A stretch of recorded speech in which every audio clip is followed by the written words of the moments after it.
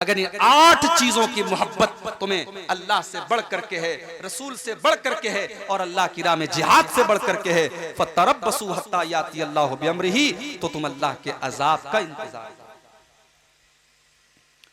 सहाबा ने कोई जुलूस नहीं निकाला, सहाबा नारे नहीं लगाते थे, सहाबा के घरों में झंडियां नहीं लगती थी।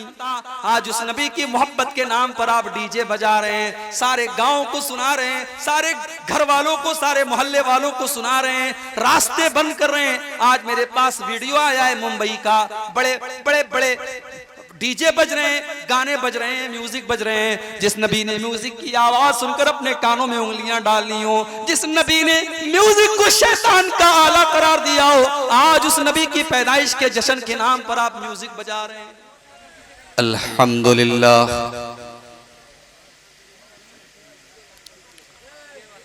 नहमदुहु व नस्तईनुहु व नस्तगफिरुहु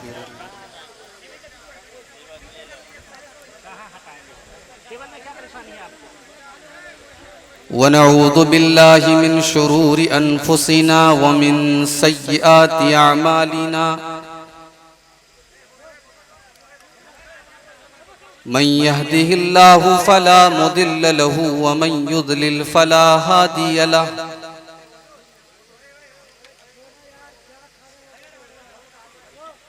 व अशहदु अल्ला इलाहा इल्लल्लाहु वहदहु ला शरीक लहु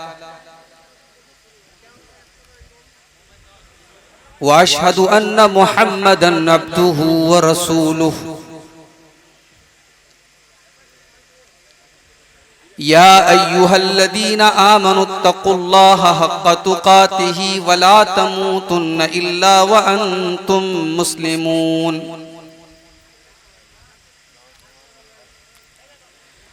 या अय्युहन्नासुत्तक़ू रब्बकुमुल्लज़ी ख़लक़कुम मिन नफ़्सिन वाहिदा व ख़लक़ मिन्हा ज़ौजहा व बत्त मिन्हुमा रिजालन कसीरन व निसाअ।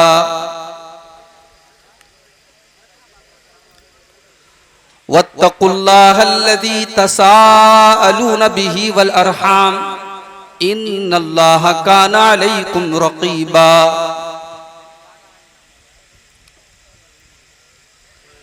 या अय्युहल्लज़ीना आमनुत्तक़ुल्लाह वक़ूलू क़ौलन सदीदा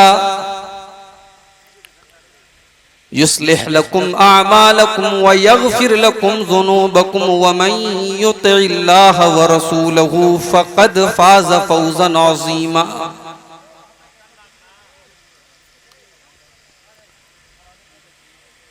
अम्मा बादु फ़इन्न ख़ैरल हदीस किताबुल्लाह व खैरल हदी हदी मुहम्मदिन सल्लल्लाहु अलैहि वसल्लम व शर्रल उमूरि मुहदतातुहा व कुल्ल मुहदततिन बिदअह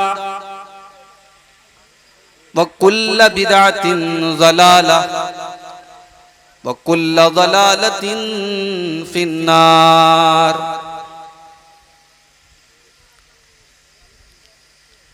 अऊज़ु बिल्लाहि मिनश शैतानिर रजीम बिस्मिल्लाहिर रहमानिर रहीम।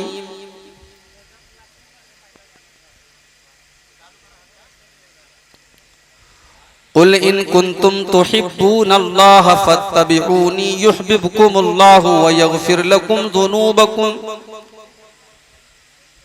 वल्लाहु गफूरुर रहीम। वक़ाल तआला फ़ी मक़ामिन आख़र वमा आताकुमुर रसूलु फ़ख़ुज़ूहु वमा नहाकुम अन्हु फ़न्तहू।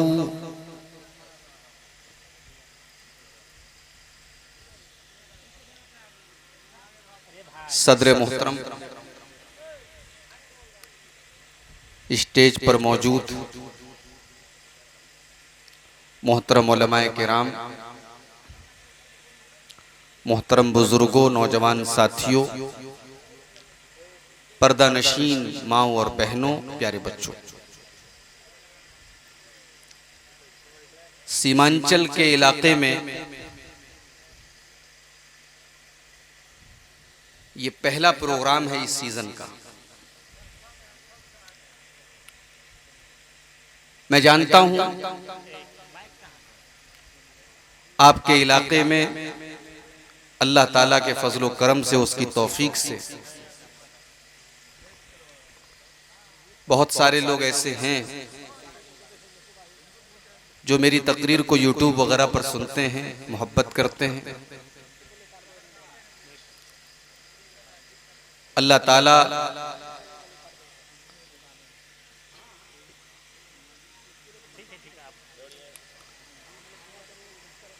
इस मोहब्बत को अल्लाह ताला दीन के लिए कबूल फरमाए। मैं अपनी सरकारी जॉब की वजह से बहुत कम प्रोग्रामों में टाइम दे पा रहा हूं। आपके इलाके में बहुत सारे फोन आते हैं, बहुत महदूद प्रोग्रामों में मैं आता हूं, जिसमें से आज का आपका ये प्रोग्राम भी है। मैं आपके लिए नया नहीं हूं। मुझे याद आता है इस इलाके में सबसे पहला प्रोग्राम मेरा बेगमपुर में हुआ था, जो आपके करीब में है, पड़ोस में गांव है। लेकिन मेरे भाइयों 2010 से लेकर के 2022 तक का जो ये सफर है, बहुत कुछ दुनिया में बदला। लेकिन आपके यहां के जो जलसे और प्रोग्राम हैं, मुझे माफ फरमाइए, इन प्रोग्रामों में कुछ और चीजें ऐसी शामिल होती चली गई जिनकी हमें इस्लाह की जरूरत है। अब ये जो इतने सारे ये कैमरे लगे, मुझे आप बताइए कि क्या ये मुनासिब है? परेशानी तो अलग बात है। तो सबसे पहला सवाल तो यही है कि हर गली हर नुक्कड़ पर जो एक चैनल खुला हुआ है,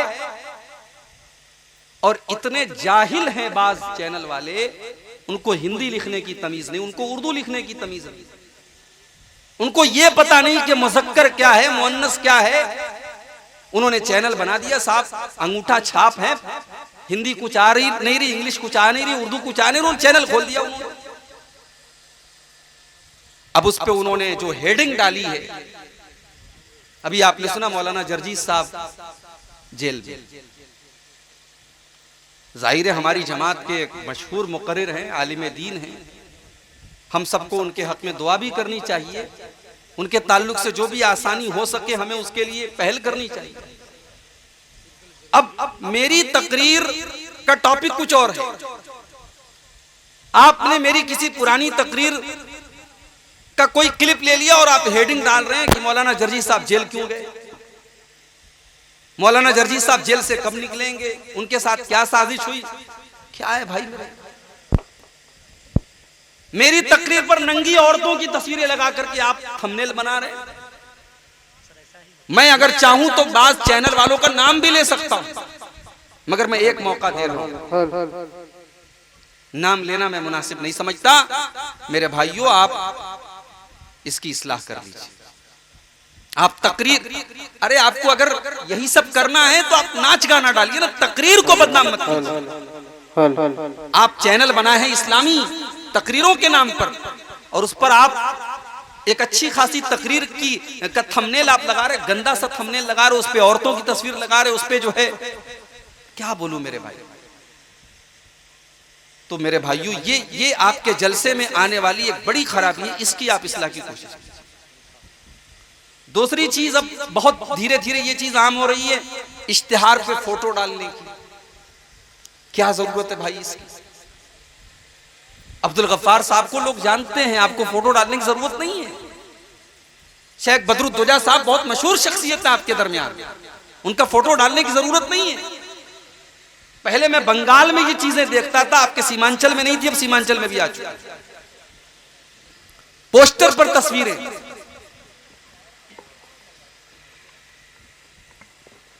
उसके बाद बड़े बड़े फाटक और बैनर बनाए जा रहे, उसके ऊपर बड़ी बड़ी तस्वीरें। मेरे भाइयों, ये जलसों को आप एक फितना मत बनाइए अल्लाह के वास्ते। मुझे बड़ी खुशी हुई, अभी कटिहार और आसपास की जमीयत की तरफ से कुछ ऐसे भी ऐलानात आए कि अब हम रात भर के जलसे नहीं करेंगे। कई जलसे कैंसिल भी हुए। यहां तक मैंने सुना कि जमीयत के जिम्मेदारों ने कहा कि हम मदरसे वालों को तौसिया नहीं देंगे अगर वो रात भर जलसा करें। मेरे भाई, ये बिल्कुल सही फैसला है। रात भर तकरीर आप सुनिए और फजर की नमाज में एक आदमी भी न रहे, ऐसा जलसा करने कराने का कोई मतलब नहीं। आप कम सुनिए, आप हमारे यूपी में चले आइए, आप महाराष्ट्र में चले जाइए, आप दूसरे स्टेट में चले जाइए, प्रोग्राम 12 बजे के बाद नहीं होता है। 11 बजे तक, मैक्सिमम 12 बजे तक प्रोग्राम खत्म। रात भर प्रोग्राम करने की क्या जरूरत है मेरे भाई? लोग कहते हैं मौलवी साहब हमारे यहाँ गांव देहात से लोग आते हैं, हम रात में छोड़ देंगे, लोग कहां जाएंगे? ये सब बहाने अब बंद कर दीजिए। सबके पास अपनी सवारी का साधन है, अब लोग अपनी अपनी गाड़ियों से आते हैं। अगर किसी के पास सवारी का साधन नहीं है, ठीक है, वो कहीं आराम कर लेगा अपनी रिश्तेदारी में या मस्जिद वगैरह में इंतजाम हो जाएगा। रात भर आप प्रोग्राम मत रखिए।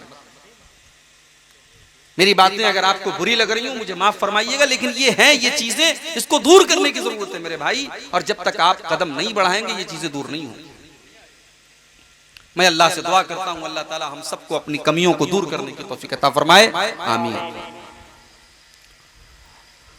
मेरे भाइयों, ये रबीउल अव्वल का महीना है। इस महीने को अल्लाह के प्यारे नबी के साथ बड़ा गहरा ताल्लुक है। इस महीने अक्सर सीरत निगारों के मुताबिक इसी महीने में अल्लाह के प्यारे नबी पैदा हुए, इसी महीने में अल्लाह के नबी दुनिया से गए, इंतकाल हुआ आपका, वफात हुई आपकी, और इसी महीने में अल्लाह के प्यारे नबी मक्का से मदीना पहुंचे। तो रबीउल अव्वल के महीने को बड़ा गहरा ताल्लुक है अल्लाह के रसूल की सीरत से। और आज आपने देखा होगा हमारे बहुत सारे भाई रबीउल अव्वल की 12 तारीख को जश्न मना रहे हैं, खुशी मना रहे हैं, डीजे बजा रहे हैं, कोई नाच रहा है, कोई गा रहा है, कोई केक काट रहा है। क्या नाम दिया गया इसको? कि साहब हमें रसूल से मोहब्बत है। कौन ऐसा मुसलमान है जो ये कहेगा हमको रसूल से मोहब्बत नहीं है? रसूल से मोहब्बत ये हमारे ईमान का एक हिस्सा है, इसके बगैर हम मोमिन हो ही नहीं सकते। अल्लाह के प्यारे नबी फरमाते हैं, ला युमिनु अहदुकुम हत्ता अकूना अहब्ब इलैहि मिन वालिदिही व वलदिही वन्नासि अजमईन। तुम में से कोई इंसान उस वक्त तक मोमिन नहीं हो सकता जब तक अपने बाप से ज्यादा, अपनी औलाद से ज्यादा और तमाम लोगों से ज्यादा वो अल्लाह के नबी से मोहब्बत न करे।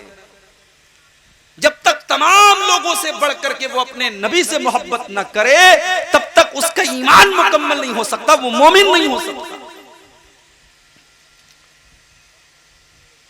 सवाल ये पैदा होता है कि क्या नबी से मोहब्बत अपनी जान से भी बढ़ के करनी चाहिए? भाई माँ बाप से ज्यादा तो करनी है, औलाद से बढ़ के करनी है, सारे लोगों से बढ़ के करनी है। क्या अपनी जान से भी बढ़ करके मोहब्बत करना है नबी के साथ? कुरान मजीद जवाब देता है, नबी औला बिल मोमिनीन मिन अनफुसिहिम।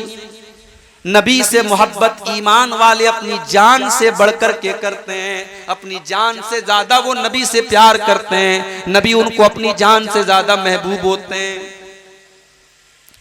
बुखारी की रिवायत है, हजरत उमर फारूक रज़ी अल्लाह ताला अन्हु अल्लाह के नबी के साथ हैं और अल्लाह के नबी हजरत उमर का हाथ पकड़े हुए हैं। हजरत उमर बड़े जज्बात में आकर के कहते हैं कि अय अल्लाह के नबी, ला अंता अहब्बु इलैया मिन कुल्li शैइन। अय अल्लाह के नबी, मैं सबसे ज्यादा आपसे मोहब्बत करता हूँ, सारे लोगों से ज्यादा मैं आपसे मोहब्बत करता हूँ, इल्ला मिन नफ्सी, सिवाय अपनी जान के। जान से ज्यादा आपसे प्यार नहीं करता। अल्लाह के प्यारे नबी ने फरमाया, अय उमर, ला वल्लज़ी नफ्सी बियदिही हत्ता अकूना अहब्ब इलैका मिन नफ्सिक। ऐ उमर, उस जात की कसम जिसके हाथ में मेरी जान है, जब तक तुम अपनी जान से बढ़कर के मुझसे मोहब्बत न करोगे, जब तक अपनी जान से ज्यादा तुम मुझसे प्यार न करोगे, तब तक तुम मुकम्मल ईमान वाले नहीं बन सकते, तब तक तुम मुकम्मल मोमिन नहीं बन सकते। हजरत उमर ने, देखिए यही ईमान वाले की निशानी है। ईमान वाले की निशानी यही होती है कि फौरन अपनी गलती से रुजू कर लिया और हजरत उमर ने कहा कि ऐ अल्लाह के नबी, मैं अब आपके सामने ऐलान करता हूं कि मैं अपनी जान से बढ़ करके मैं आपसे मोहब्बत करता हूं। अल्लाह के प्यारे नबी ने फरमाया, अल आन या उमर, ऐ उमर, अब जाकर के तुम्हारा इस्लाम मुकम्मल हुआ, तुम्हारा ईमान मुकम्मल हुआ। तो नबी से मोहब्बत ईमान का एक हिस्सा है मेरे भाई। नबी से मोहब्बत हमें जान से बढ़ करके करनी चाहिए। मगर सवाल यह है कि हम नबी से मोहब्बत क्यों करें और नबी से मोहब्बत कैसे करें। इन दोनों सवालों का जवाब आज की तकरीर में मैं देने की कोशिश करूंगा। दुनिया में हम बहुत सारे लोगों से मोहब्बत करते हैं उनकी खूबियों की वजह से, उनके कमालात की वजह से। किसी की आवाज हमें पसंद है, किसी का अंदाज हमें पसंद है, कोई बहुत खूबसूरत है। क्रिकेट, जो लोग क्रिकेट देखते हैं उनका कोई पसंदीदा क्रिकेटर है, उन्हें क्रिकेटर से मोहब्बत है कि साहब उसके अंदर क्रिकेट खेलने की एक अदा है कि नहीं। इंसान दुनिया में किसी से मोहब्बत करता है उसके कमालात की वजह से, उसकी खूबियों की वजह से। मेरे प्यारे साथियों, अगर हम मोहब्बत का ये मेयार अपने नबी के ऊपर इसको सेट करें, अगर हम अल्लाह के प्यारे नबी के अंदर देखें कि कौन सी खूबियां आपके अंदर मौजूद हैं, तो हम ये देखते हैं कि दुनिया की कोई ऐसी खूबी नहीं है, कोई ऐसा कमाल नहीं है जो अल्लाह के प्यारे नबी के अंदर मौजूद ना हो। आप हर खूबी के मालिक हैं, हर अच्छी चीज आपके अंदर मौजूद है। आपकी सीरत और किरदार तो इतना बेहतरीन है कि अल्लाह तबारक व तआला आपके किरदार की तारीफ करता है कुरान में। अल्लाह फरमाता है, व इन्नका लअला खुलुकिन अज़ीम, ऐ नबी आप बड़े अजीम अखलाक के मालिक हैं, आपका अखलाक बहुत अच्छा है। आपका अखलाक तो ऐसा है कि 10 साल तक हजरत अनस आपकी खिदमत करते हैं और 10 साल की खिदमत करने के बाद हजरत अनस ये रिपोर्ट देते हैं, खदम तो रसूल अल्लाह सल्लल्लाहु अलैहि वसल्लम 10 सिनीन, मैंने अल्लाह के नबी की खिदमत 10 साल तक की। फमा काला ली उफ़िन क़त्तु, 10 साल का पीरियड गुजर गया और अल्लाह के प्यारे नबी ने मुझे कभी उफ भी नहीं कहा। 10 साल कोई मामूली मुद्दत नहीं होती। 10 साल तक मैंने अल्लाह के नबी की खिदमत की और 10 साल में कभी ऐसा नहीं हुआ कि अल्लाह के नबी ने मुझे कहा हो, उफ कहा हो। किसी को तकलीफ पहुंचाने के लिए सबसे हल्का लफ्ज अरबी जुबान में क्या होता है, उफ। इसीलिए अल्लाह ने कुरान में कहा कि अपने वालिदैन को उफ भी मत कहो। हजरत अनस कहते हैं कि 10 साल में अल्लाह के नबी ने मुझे कभी उफ भी नहीं कहा।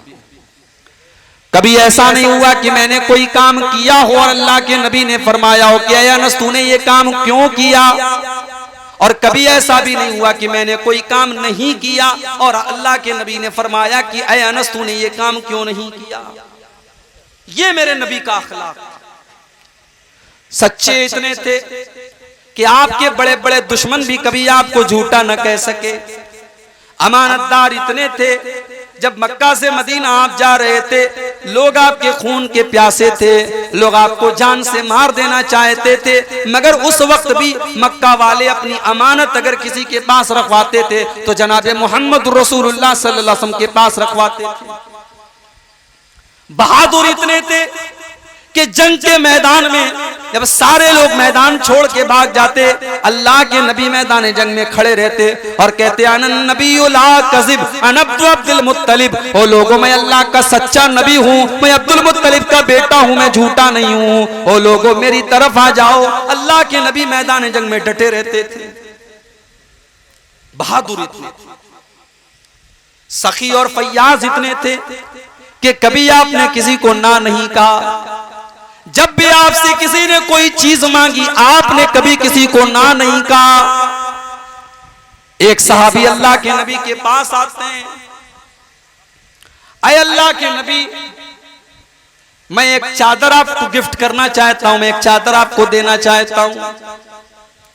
एक हदीस में कि औरत आती है, सहाबी आती है, ऐ अल्लाह के नबी, मैं आपको एक चादर देना चाहती हूं। उसने एक बेहतरीन चादर अल्लाह के नबी को ला करके दे दी। इत्तेफाक से अल्लाह के प्यारे नबी के पास उस वक्त कोई और चादर नहीं थी, आपको चादर की जरूरत भी थी। आपने उस चादर को कबूल कर लिया और उस चादर को आप पहनने लगे, ओढ़ने लगे। एक सहाबी की नजर पड़ गई, ऐ अल्लाह के नबी, ये चादर बहुत अच्छी लग रही है। ऐ अल्लाह के नबी, क्या आप अपनी चादर मुझको गिफ्ट कर देंगे? क्या आप अपनी चादर मुझको दे देंगे?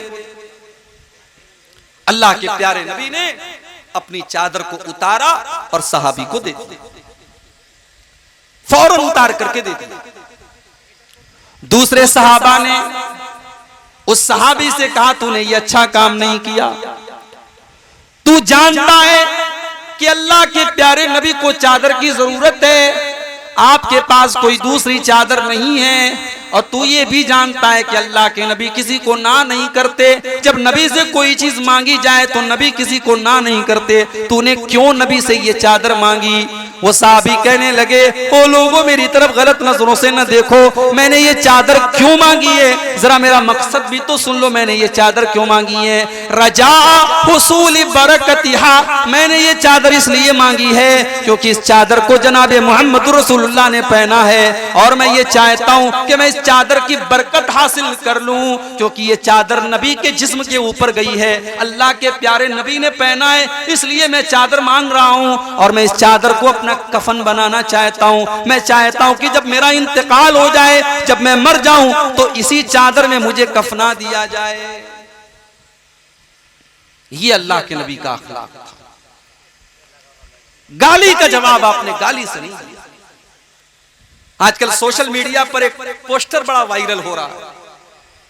हमारे भाइयों ने जो 12 रबीउल अव्वल को ईद मिलादुन नबी मनाते हैं, उन्होंने एक बहुत बड़ा सा पोस्टर निकाला था, बैनर कहीं लगाया था, और बैनर पर लिखा था वहाबी, और वहाबी के आगे गंदी सी गाली थी जो मैं तकरीर में बयान नहीं कर सकता।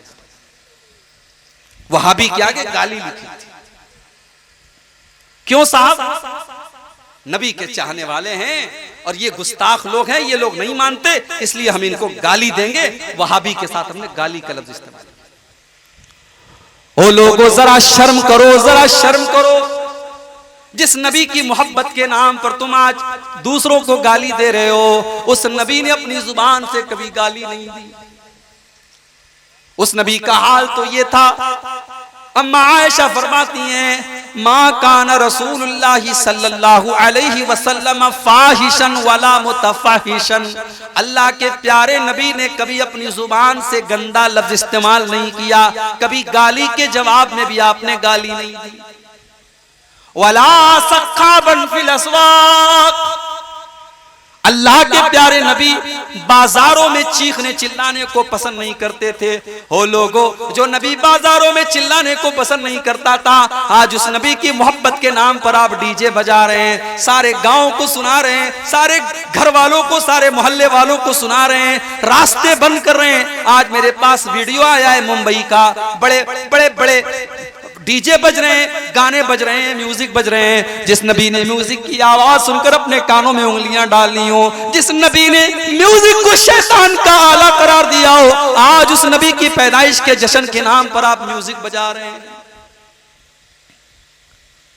केक भी काटा जा रहा है। नबी ने तो अपना नाम नहीं काटा। हजरत अली रज़ी अल्लाह ताला अन्हु सुलह हुदैबिया के मौके पर जब अल्लाह के नबी ने कहा कि मुहम्मदुर रसूलुल्लाह काट करके मोहम्मद इब्न अब्दुल्लाह लिख दो, तो हजरत अली ने कहा कि मैं रसूलुल्लाह का लफ्ज नहीं काट सकता। हजरत अली ने तो नहीं काटा, लेकिन आज नबी का चाहने वाला नबी का नाम लिखता है और फिर उसके बाद उसको चाकू से काट भी रहा है। मेरे प्यारे साथियों, गौर कर लो कि आज मोहब्बत के नाम पर हम कहां जा रहे हैं। मुझे तो हैरत उनके उलमा के ऊपर, उनके मौलवियों के ऊपर है। वो अपने पेट की दुकानों को चलाने के लिए अपनी आवाम को कैसे गलत रास्ते की तरफ लेकर के जा रहे हैं। ओ लोगों, आओ मैं तुमको बताता हूं अल्लाह के नबी से मोहब्बत का क्या मतलब है। अल्लाह के नबी से मोहब्बत किस चीज को कहते हैं, जरा कुरान का सूरह तौबा की आयत नंबर 24 उठा लो। हम लोगों को बहुत सारे लोग 24 नंबर भी बोलते हैं कि ये वहाबी लोग 24 नंबर होते हैं। आओ 24 नंबर का मतलब समझना है तो जरा हमसे समझो। सूरह तौबा की आयत नंबर 24 उठा, कुरान का 10वां पारा, सूरह तौबा की आयत नंबर 24। अल्लाह फरमाता है कुल इन काना आबाउकुम व अबनाउकुम व इखवानुकुम व अज़वाजुकुम व अशीरतुकुम व अमवालुन इक़्तरफ़्तुमूहा व तिजारतुन तख़शौना कसादहा व मसाकिन तरदौनहा। अल्लाह ताला ने 8 चीजों का नाम लिया। बड़े गौर से सुनिएगा, मेरे पास सिर्फ कुरान और हदीस है, कोई तीसरी चीज नहीं है मेरे भाई। और मैं बहुत मजबूर हूं, मैं नहीं चाहता कि रात को 2 बजे मुझे आपके सामने लाया जाए। मैं चाहता हूं कि ऐसे टाइम मुझे तकरीर का मौका दिया जाए जब आप गौर से मेरी बात को सुने और मैं अच्छे तरीके से समझा सकूं। लेकिन मैं जानता हूं ये बहुत मुश्किल काम है। रात के 2 बजे हैं, आपको नींद भी आएगी, बहुत सारी बातें आपके सर के ऊपर भी जाएंगी। मैं कोशिश करूंगा आपको अपनी बात समझाने। अल्लाह ने 8 चीजों का नाम लिया। अल्लाह फरमाता है कि ऐ मेरे नबी आप ऐलान कर दीजिए, कुल इन काना आबाउकुम, ऐ मेरे नबी आप ऐलान कर दीजिए कि ऐ मुसलमानों 8 चीजें ऐसी हैं जिनसे तुम बहुत ज्यादा मोहब्बत करते हो। 8 चीजें ऐसी हैं जिनसे तुम बहुत ज्यादा प्यार करते हो। सबसे पहली चीज, कुल इनकाना आबाउकुम, अगर तुम अपने बाप से प्यार करते हो। कौन अपने बाप से प्यार नहीं करता? कोई बदनसीब होगा, कोई बदबख्त होगा, कोई नामुराद होगा जो अपने बाप से मोहब्बत नहीं करेगा। वरना जिसके अंदर कॉमन सेंस है, जिसके अंदर जरा सी भी अक्ल है, सूझबूझ है, वो अपने बाप की इज्जत करेगा, बाप की कद्र करेगा। वो जानता है बाप ने मेरे लिए कितनी तकलीफें उठाई। दुनिया में कभी माँ बाप को मत सताना मेरे भाई, वरना दुनिया ही में अल्लाह ताला सजा देगा। 2 गुना ऐसे हैं जिसकी सजा अल्लाह आखिरत में तो देगा ही देगा, दुनिया में भी अल्लाह उसकी सजा देता है। अल्लाह के प्यारे नबी फरमाते हैं इसनान युअज्जिलुहुम अल्लाहु फिद दुनिया, 2 गुना ऐसे हैं जिनकी सजा अल्लाह ताला दुनिया ही के अंदर दे देता है। कौन से 2 गुना हैं? फरमाया अल बग़्य व उक़ूक़ुल वालिदैन, किसी के ऊपर जुल्म करना और माँ बाप को तकलीफ देना, माँ बाप से रिश्ता काटना, माँ बाप को सताना, ये 2 गुना ऐसे जिनकी सजा अल्लाह ताला दुनिया ही के अंदर दे देता है। तो अल्लाह फरमाता है कि ऐ ईमान वालो, अगर तुम अपने बाप से प्यार करते हो, वह अबनाउकुम, और अगर तुम अपनी औलाद से मोहब्बत करते हो, अपने बच्चों से प्यार करते हो, अपने बेटों से प्यार करते हो, वह इखवानुकुम, और अगर तुम अपने भाइयों से प्यार करते हो, वह अज़वाजुकुम, और अगर तुम अपनी बीवियों से प्यार करते हो, वह अशीरतुकुम, और अगर तुम अपने खानदान और बिरादरी से मोहब्बत करते हो, वह अम्वालुन इक़्तरफ़्तुमूहा, और अगर तुम पैसे से, माल से, जिसको तुम कमाते हो, मेहनत करके पैसा लाते हो, अगर तुम उस पैसे से प्यार करते हो, वह तिजारतुन तख़शौना कसादहा, और अगर तुम बिजनेस और कारोबार से मोहब्बत करते हो, जिस कारोबार के मंदी का शिकार होने से तुम डरते हो। कारोबारी को सबसे ज्यादा डर क्या होता है? कहीं मेरा कारोबार बैठ ना जाए, कहीं मेरे कारोबार में मंदी ना आ जाए। वतिजारतुन तख़शौना कसादहा, और अगर तुम अपने बिजनेस और कारोबार से मोहब्बत करते हो जिसके मंदी का शिकार होने से तुम डरते हो, व मसाकिन तरज़ौनहा, और अगर तुम अपने घर बार से, अपने घरों से मोहब्बत करते हो। अल्लाह इन 8 चीजों का नाम लेने के बाद फरमाता है मेरे बंदो, अगर इन 8 चीजों से तुम मोहब्बत करते हो, अहब्ब इलैकुम मिनल्लाहि व रसूलिही व जिहादिन फी सबीलिही, अगर इन 8 चीजों की मोहब्बत अल्लाह से ज्यादा हो जाए, रसूल से ज्यादा हो जाए, और अल्लाह की राह में जिहाद से ज्यादा हो जाए, फतरब्बसू हत्ता याती अल्लाहु बिअम्रिही, तो तुम अल्लाह के अजाब का इंतजार करो। अब आज जरा अपने गरेबानों में झांक के देखो मेरे भाई, कि बाप से ज्यादा मोहब्बत है कि नबी से ज्यादा मोहब्बत है, औलाद से ज्यादा मोहब्बत है कि नबी से ज्यादा मोहब्बत है, भाई से ज्यादा मोहब्बत है कि नबी से ज्यादा मोहब्बत है, बीवी से ज्यादा मोहब्बत है कि नबी से ज्यादा मोहब्बत है। कहने को तो हर आदमी कहेगा कि नहीं साहब, हम तो सबसे ज्यादा अपने नबी से प्यार करते हैं। अगर नबी से प्यार करते हो तो बीवी को बेपर्दा लेकर के तुम पूर्णिया बाजार में क्यों गए? अगर नबी से प्यार करते हो तो औलाद के लिए तुमने सूद और ब्याज का धंधा क्यों किया? अगर नबी से ज्यादा प्यार करते हो तो बेहतरीन घर बनाने के लिए तुमने हराम कमाई को क्यों चुना? अगर तुम अपने कारोबार से ज्यादा नबी से प्यार करते हो तो अपने कारोबार के लिए तुमने नमाज को क्यों छोड़ा? तुमने मस्जिद में जाना क्यों छोड़ा? मेरे भाइयों, अल्लाह तबारक व तआला ने सूरह तौबा की आयत में कसौटी बता दी है। अल्लाह ने कसौटी बता दी है, परख लो अपनी मोहब्बत को। अगर ये 8 चीजों की मोहब्बत तुम्हें अल्लाह से बढ़ करके है, रसूल से बढ़ करके है और अल्लाह की राह में जिहाद से बढ़ करके है, फतरब्बसू हत्ता याती अल्लाहु बिअम्रिही, तो तुम अल्लाह के अजाब का इंतजार। सहाबा ने कोई जुलूस नहीं निकाला, सहाबा नारे नहीं लगाते थे, सहाबा के घरों में झंडियां नहीं लगती थी, मगर सहाबा इस कसौटी पर पूरे पूरे उतरते थे। सहाबा अल्लाह के प्यारे नबी से सच्ची मोहब्बत करते थे। जब मौका पड़ा उन्होंने अपने माँ बाप को भी कुर्बान कर दिया, मौका पड़ा अपनी औलाद को भी कुर्बान कर दिया, मौका आया अपने जानो माल को कुर्बान कर दिया, मौका आया तो सब कुछ कुर्बान कर दिया। अब्दुल्लाह इब्न उबई को देखो, बहुत बड़ा मुनाफिक है, मुनाफिकों का सरदार है।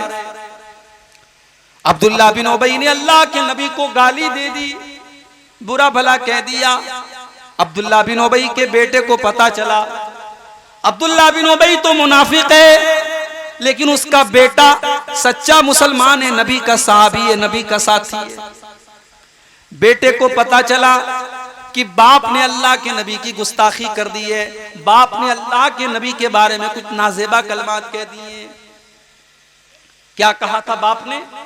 कुरान करीम में अल्लाह ताला ने अब्दुल्लाह बिन उबई की गाली को बयान किया है कि अब्दुल्लाह बिन उबई ने क्या कहा था अल्लाह के नबी को।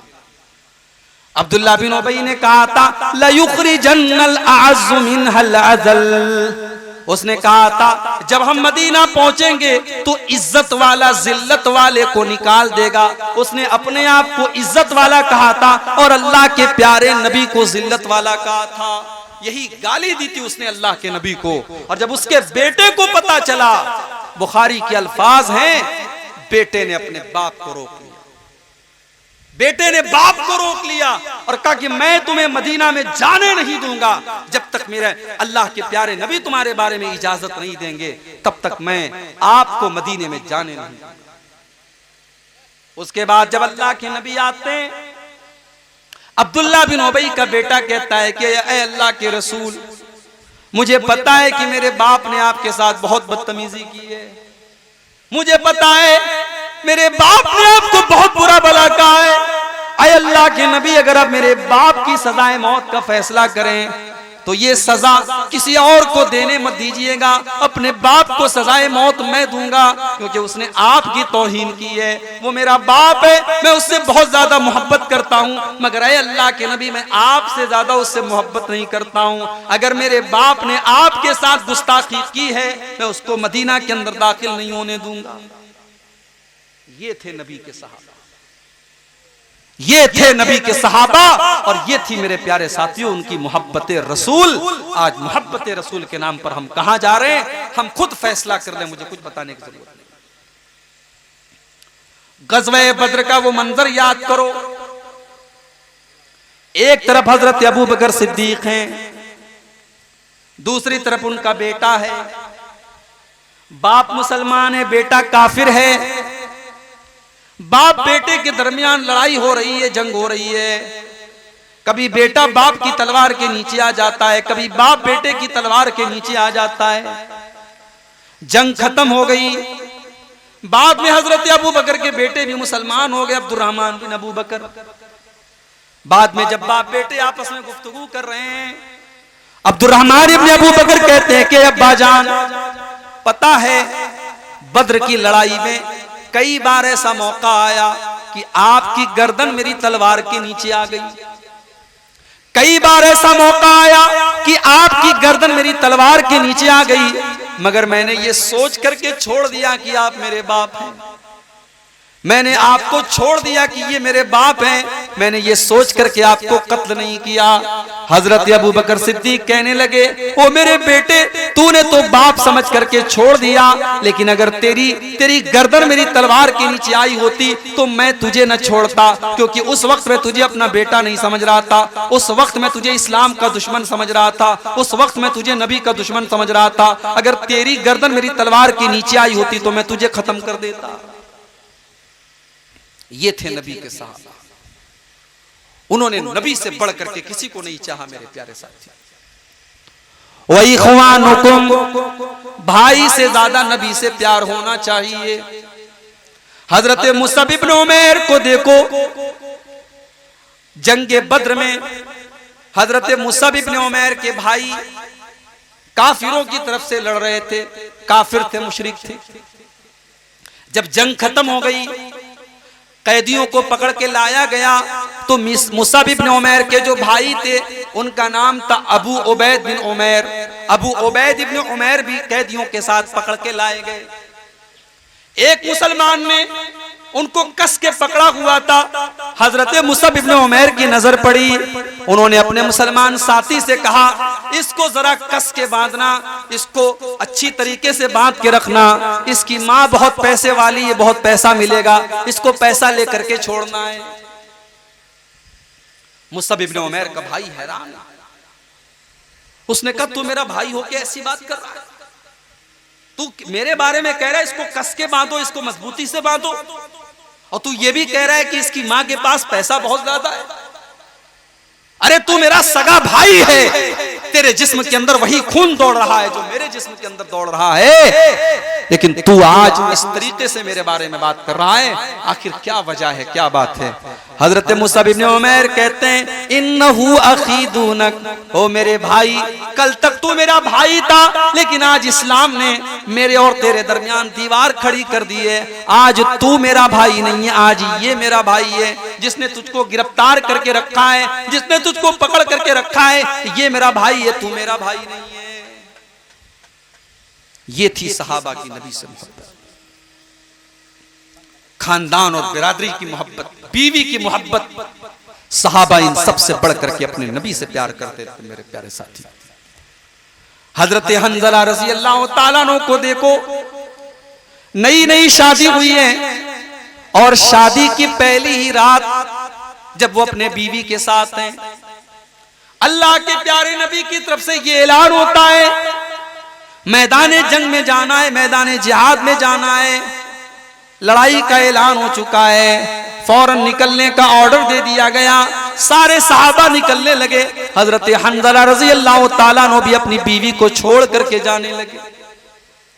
नई नवेली दुल्हन है, अभी पहली रात की मुलाकात है, और हजरत हंजला ने तो अभी गुस्ल भी नहीं किया है, नापाकी के आलम में, जनाबत की हालत में बीवी को छोड़ करके जा रहे हैं। बीवी ने कहा कि कम से कम आप पाकी हासिल कर ले, कहा कि इतना टाइम नहीं है, अल्लाह के नबी की तरफ से ऐलान हो चुका है, मैदान जंग में जाना है, मैं वापस अगर जिंदा आया तो मैं गुस्ल कर लूंगा, अभी मेरे पास गुस्ल करने की फुर्सत भी नहीं है। हजरत हंजला रजी अल्लाह ताला अन्हु उसी हालत में मैदान जंग में जाते हैं और अल्लाह की राह में लड़ते लड़ते शहीद हो जाते हैं।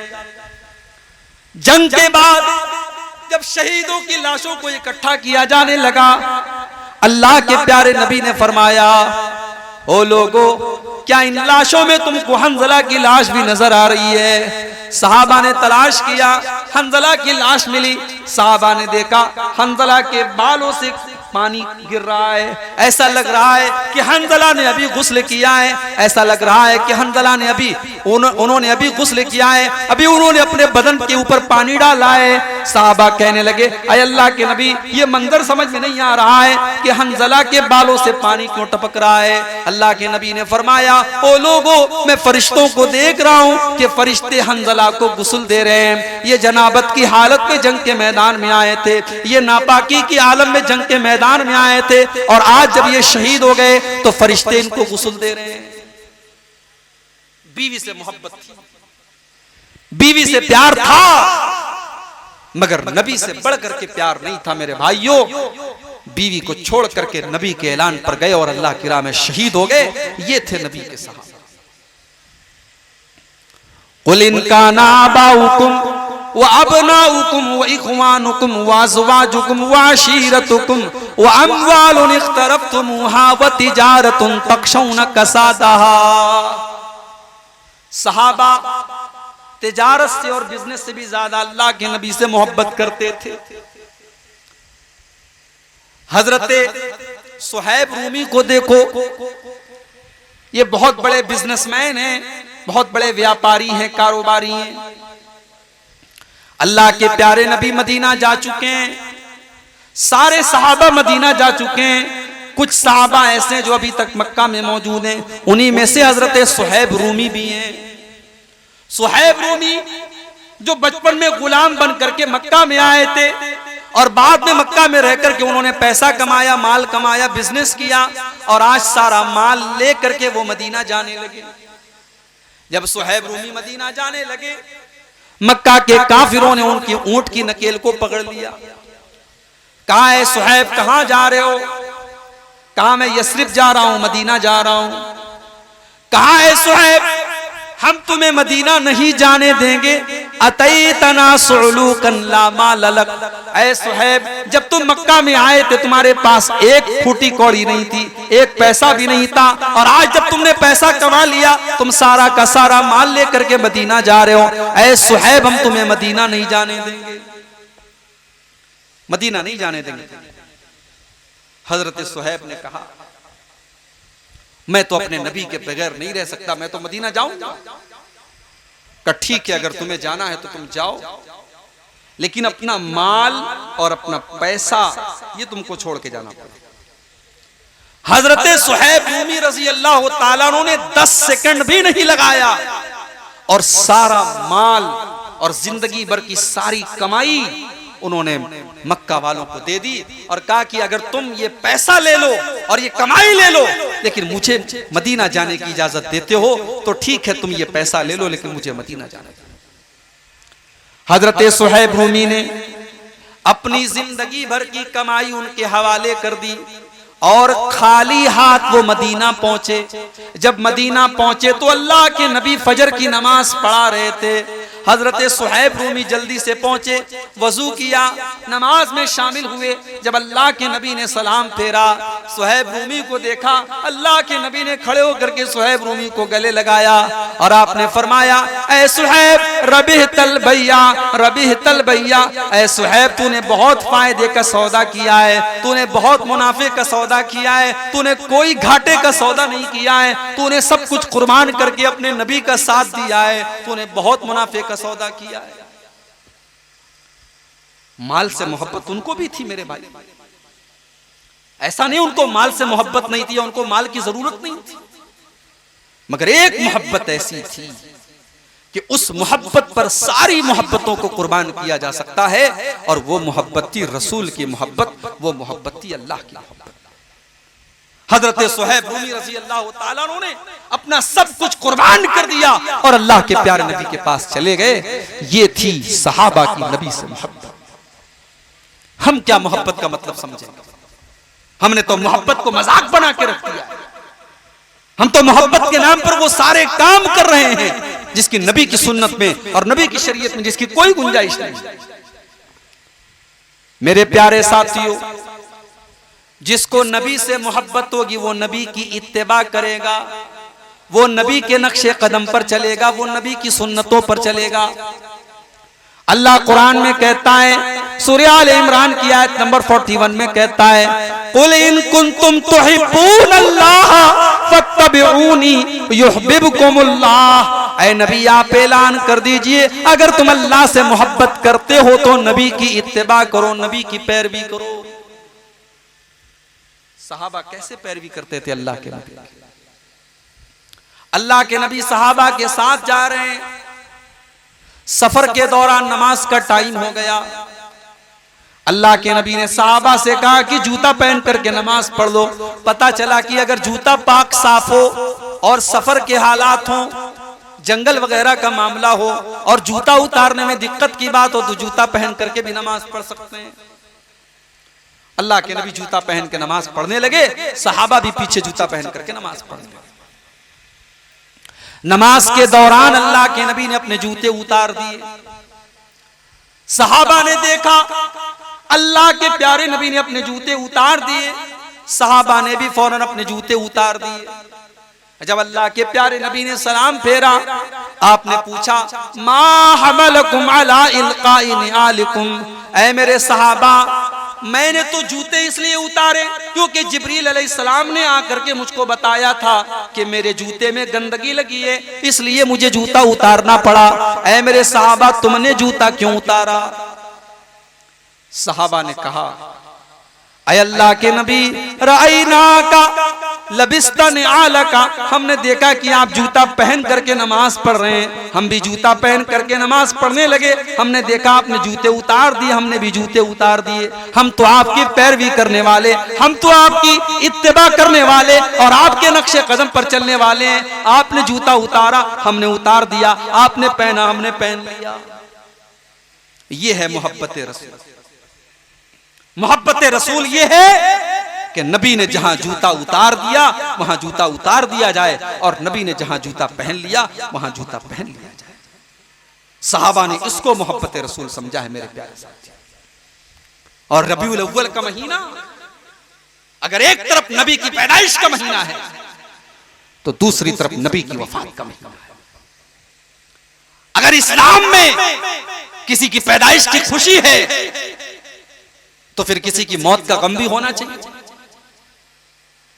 लेकिन इस्लाम इन सब फुजुलियात से पाक है मेरे प्यारे साथी। और जिसको ये याद है कि रबीउल अव्वल के महीने में अल्लाह के नबी पैदा हुए, उसको ये भी याद होना चाहिए कि इसी महीने में अल्लाह के नबी का इंतकाल भी हुआ। अच्छा, आपको ये पता है रबीउल अव्वल के पहले कौन सा महीना आता है? आप लोग बताइए कौन सा महीना आता है रबीउल अव्वल के पहले? मालूम है? जनवरी, फरवरी, मार्च, अप्रैल सबको आता है। इस्लामी कैलेंडर के 12 महीनों का नाम भी हमें और आपको नहीं पता। वज़ा में तुम हो नसारा तो तमद्दुन में हुनूद, ये मुसलमान है जिन्हें देख के शर्माए। आज के मुसलमान को इस्लामी 12 महीनों के नाम भी नहीं पता। अगर पूछा जाए कि इस्लामी कैलेंडर का पहला महीना कौन है तो बहुत सारे लोग ये भी नहीं बता पाएंगे पहला महीना कौन सा। रबीउल अव्वल के पहले महीना कौन सा आता है? सफर का। सफर की आखिरी तारीख 28 या 29 तारीख एक अंसारी साहबी के जनाजे में अल्लाह के नबी गए हुए थे। जनाजे से आप लौट रहे थे, आपके सर में शदीद दर्द शुरू हुआ। आप जब घर पर तशरीफ लाए, आपने अम्मा आयशा से फरमाया आयशा वारासा हो, मेरे सर में बहुत तेज दर्द हो रहा है। अम्मा आयशा ने फरमाया ऐ अल्लाह के नबी आज तो मेरे सर में भी बहुत ज्यादा दर्द हो रहा है। आपने फरमाया आयशा लौ मुत्ती कबली लगसलतुकी व कफनतुकी। ऐ आयशा चलो एक वादा तुमसे करता हूं, अगर तुम्हारी मौत मुझसे पहले हो गई, तुम दुनिया से मुझसे पहले चली गई, तुम्हारा इंतकाल हो गया, तो ऐ आयशा मैं तुम्हें गुस्ल दूंगा और मैं तुम्हें कफनाऊंगा। मैं अपने हाथों से तुम्हें गुस्ल दूंगा और अपने हाथों से कफनाऊंगा। अम्मा आयशा ने फरमाया ऐ अल्लाह के नबी आप तो यही चाहते हैं मैं मर जाऊं और आप मेरी जगह कोई सौतन ले आए और मेरे घर में किसी दूसरी औरत को ला करके बसाएं। आपने अम्मा आयशा के साथ हंसी मजाक भी किया, लेकिन मेरे प्यारे साथियों यही दिन था जिस दिन से अल्लाह के नबी की बीमारी का आगाज हुआ, आपके मर्जुल मौत का आगाज हुआ।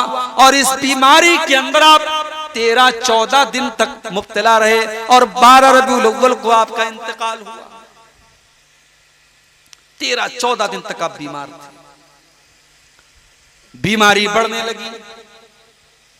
उसी बीमारी के आलम में मदीना से 10 किलोमीटर दूर शुहदाए ओहद का कब्रिस्तान है। अल्लाह के नबी मदीना से 10 किलोमीटर दूर शुहदाए ओहद के कब्रिस्तान पर जाते हैं और वहां खड़े होकर के उनके लिए दुआ करते हैं, या एक रिवायत के मुताबिक वहां खड़े होकर के जनाजे की नमाज पढ़ते हैं।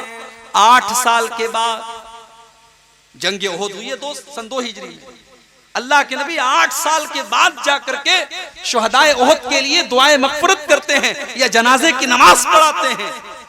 हदीस के अल्फाज हैं, अल्लाह के नबी ऐसा क्यों करते हैं? क्योंकि अल्लाह के नबी शुहदाए ओहद से अलविदा कह रहे थे और उनको ये बताने की कोशिश कर रहे थे कि ए ओहद में शहीद होने वाले मेरे सहाबा, मैं जल्द ही तुम्हारे पास आने वाला हूं, मैं भी अल्लाह के पास आने वाला हूं।